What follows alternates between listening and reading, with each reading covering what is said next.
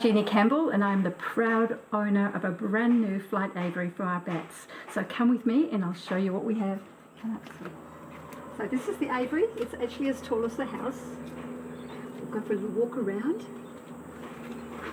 It's the wire that it's made of on the outside is vermin proof and snake proof, and then it's also lined on the inside with a fishing netting, which enables the bats to cling on a lot easier, and also it cushions them when they fly from one end to the other. It's not actually on the wire, there is a gap between, and that gives them some cushioning when they land.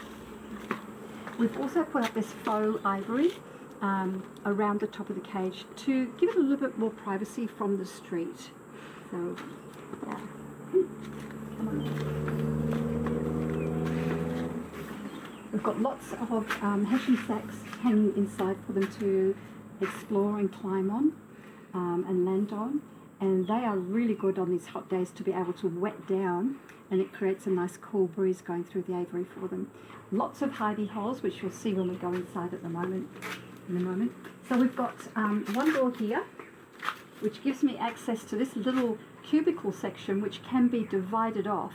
So if I have animals that I need to segregate, or I want to do weigh and measuring, I can put them all in there, grab them one at a time, weigh, measure and release into the main aviary. So let's go inside.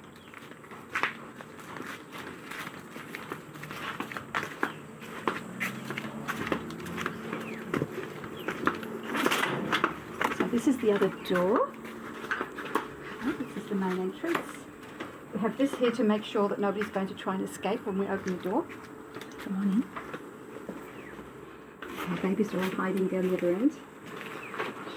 Well, this is very much like a maternity ward. We've got 4 mums with 4 bubs on them, and altogether here now we've got 21 bats. I've got 4 in the bat cave, 4 littlies, and the rest are out here in the aviary.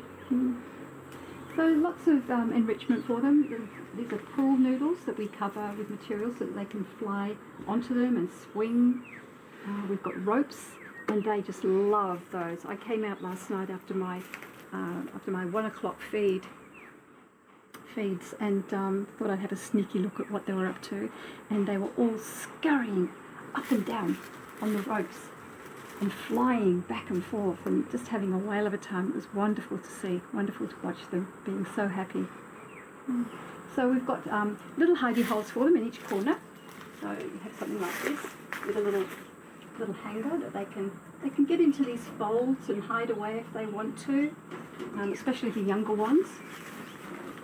Another little hidey hole here, and another one in this corner here. So lots of places for them to get out of the way and get away from the others if they want to. And one there as well. At the moment they're all favouring the tree. They're all hanging behind the tree there, which I guess is more natural for them. So the fruit that you've just seen hubby and I chopping up will be coming out to them in a few moments, and we'll be hanging it around the aviary. Just take that one down because that one's finished. They have lots of water bottles everywhere, especially on these hot days.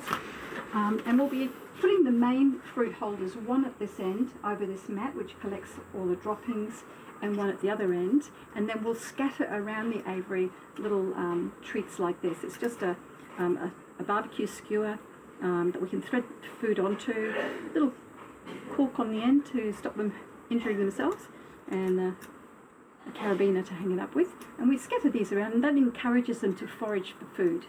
Also we put in foliage, so we'll get some fresh flowers. That's yesterday, so they'll get fresh ones tonight, and they sit in those little containers with water to keep them fresh. And yeah, it's just all about enrichment for them. Yeah.